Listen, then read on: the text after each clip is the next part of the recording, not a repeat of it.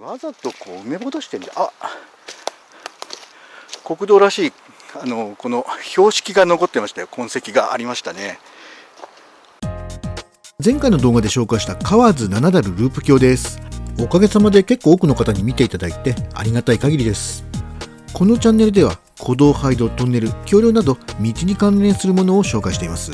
不定期ですが週に数回程度更新していますので、こういった話に興味のある方はチャンネル登録と通知設定をしていただければ最新動画を漏れなくご覧いただけます。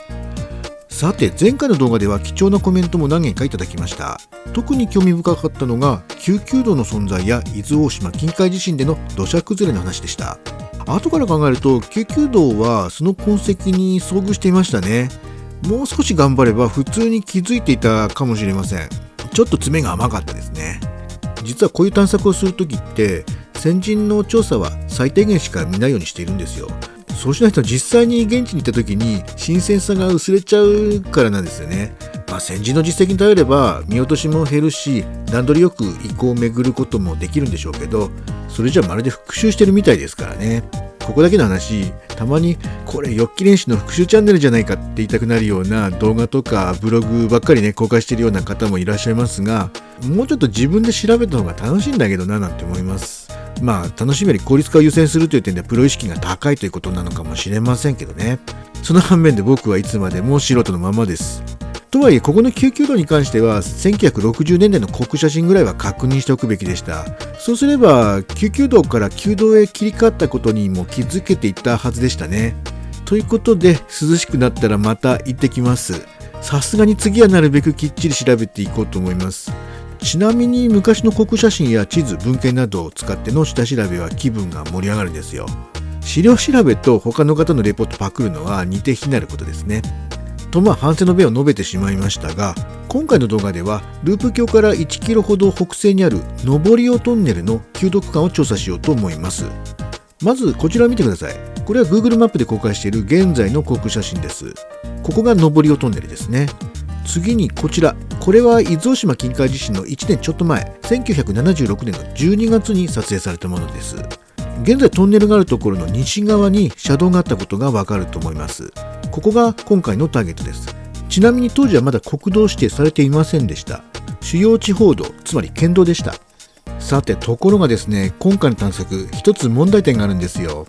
トンネルの北側、原道と旧道が合流していたのではないかと思える地点なんですが、ストリートビューで見る限り、いかにもな旧道入り口は残っていないようでした。その代わりに、もともと食堂だったような建物があるんですよ。現在は営業されていないようですが、勝手にズカズカと入っていくわけにはいかないですよね。ということで、とりあえず旧道には南側からアプローチしてみて、北側はどういう状況なのかわからないので、様子を見ながらご迷惑にならないように行きたいと思います。これが登尾トンネルです。この左の方に旧道が眠っています。とりあえずトンネルを通過して少し先に車を止めてから探索を開始したいと思います。はい、こんにちは。道にあるちょっと古いもののパパケーノです。いつもご視聴、コメント、高評価ありがとうございます。今日はね、伊豆の方に来ております。ここどこになるんだ、河津町かな、どっちかな、だと思うんですが、とりあえず、これ今、国道414号ね、今ちょうどね、車が途切れてるんですが、さっきずっとね、車が走ってきてて、なかなか、休日の夕方だからってこともあるんでしょうけどね、交通量が多いです。で、今日はですね、この近くに登尾トンネルっていうね、1979年に竣工したトンネルがあるんですが、そのトンネルの旧道をね、歩いてみようと思います。もちろん廃道化しているところです。ということで、よろしくお願いします。さて、じゃあ行きますか。登尾バス停ですね。で、トンネルはもうすぐそこに見えてます。登尾トンネル。よいしょ。さあ、どうなってんのかな。延長 195.1 メートルというですね、先ほども言いましたが1979年竣工ですので、今年で46年目になるのかな。で、じゃあ一応ね、なんとなく路肩、これ歩道のつもりなんでしょうね。ここ通ってきゃそんなに怖くはないでしょう。で、あとはライトはね、車の迷惑になるかもしれないんで使わないでそのまま行っちゃいます。というかまあこのトンネルそんな取材してもしょうがないんでね、歩いていくと分かるんですけど、ここ結構な肩勾配ですね。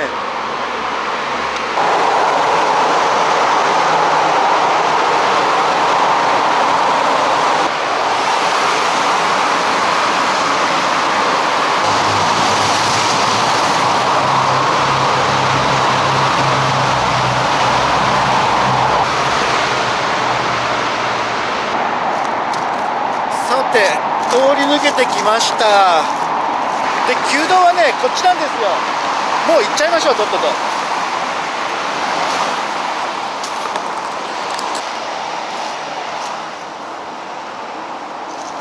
もともとはこう曲がってきて、ここでまたもう一回キュッて曲がったんですね。これこんな感じで。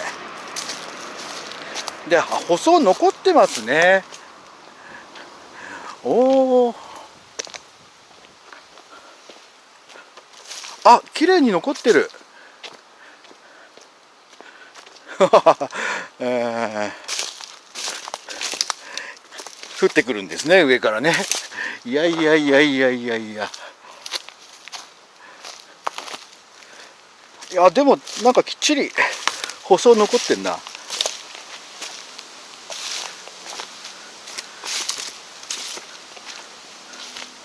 実はね、今さっきループ橋ね、河津七ダルループ橋の、実はループ橋の方のね旧道を歩いてきたんですけど、そこはね全部舗装がなかったんですよ。でおかしいなって思ったんですけど、やっぱりそうですね、あっちの旧道は剥がしたんですね、舗装ね、多分ね。だってこのトンネルが79年でしょ。それでループ橋の方が81年だったかな、確か。だからほぼ同時期にね整備が進んで、この道旧道落ちしたはずなんで、こっちだけ舗装があるとおかしいですもんね。やっぱりあっちは舗装剥がしたんですね。でしかもね、なんかねループ橋の区間よりもね道が広いような気がする。これは普通に使える道ですね。いやまあもちろんトンネル作るメリットはあるわけでしょうけど。よいしょ。あ、なんかある。あ、これ携帯の基地局かな。あ、てか電線普通にこっち通してんのか。じゃないね、じゃないね。こっちは電線ないですもんね。あ、このために電線来てるのかということですね。KDDI だもんね。KDDI の基地局ですね、これね。そして浄化槽が捨ててある。浄化槽だよね、これね。よくね、廃道といえば便器が捨ててあるっていうのはなんとなくイメージがあるんだけど、浄化槽捨ててるのは珍しいかもしれないな。でもまあなんていうのかな、これはこう廃道好きにとってはなかなか熟成が進んでいい感じの廃道ですね。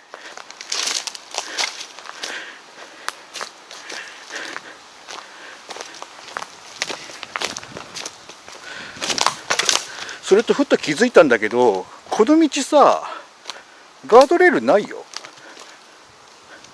しかものり面全然なんか施工されてないですね。あったあったあった。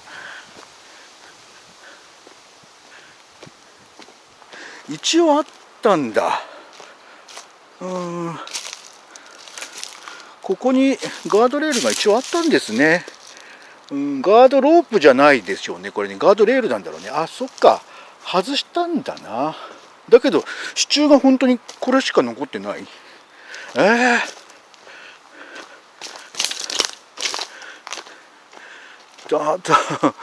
そしてあれって感じだな。ちょっと急に前方が大変なことになってきた。これは土砂崩れっていうよりも廃道化工事だね、多分。わざとこう埋め戻してんじゃ。あ、国道らしいこの標識が残ってましたよ。痕跡がありましたね。あ、ここはちゃんとのり面作ってある。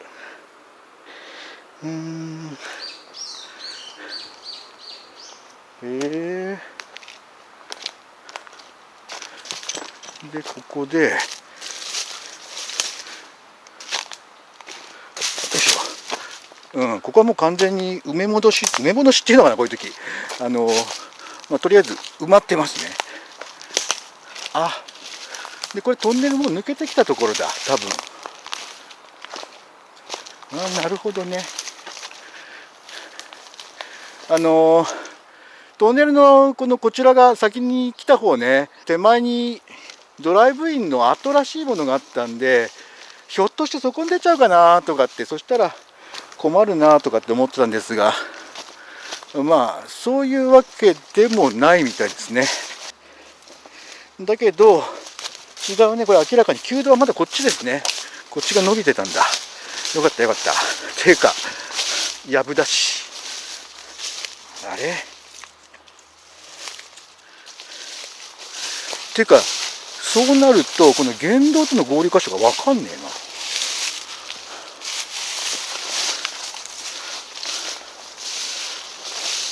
これ電柱来てますからね。でも下から来てんだ。あれ、この廃屋のすぐ先で平場は消えていました。そして一段上が国道脇のお宅の裏側になっていました。無理やり進んで驚かせたりしたらご迷惑になるので、そっと引き返しました。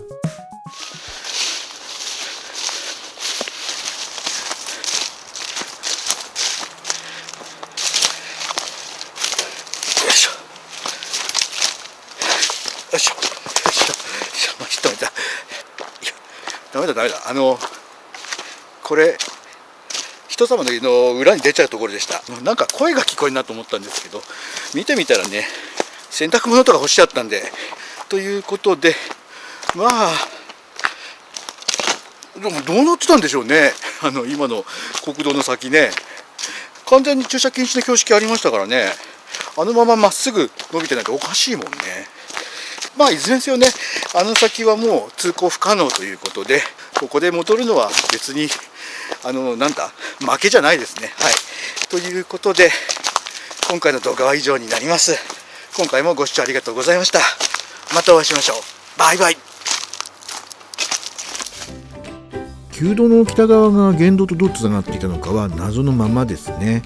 駐車禁止の標識のある平場をそのまま直進したので、間違ってはいないと思うんですけど、ひょっとしたら旧道の路盤は崩落もしくは崩されてしまったのかもしれません。ちなみにトンネルができたのは伊豆大島近海地震の翌年ですが、さすがに期間が短すぎるので、地震があったから道を付け替えたというわけではないと思います。こちらも事情をご存知の方がいらっしゃったら教えていただければ幸いです。それでは。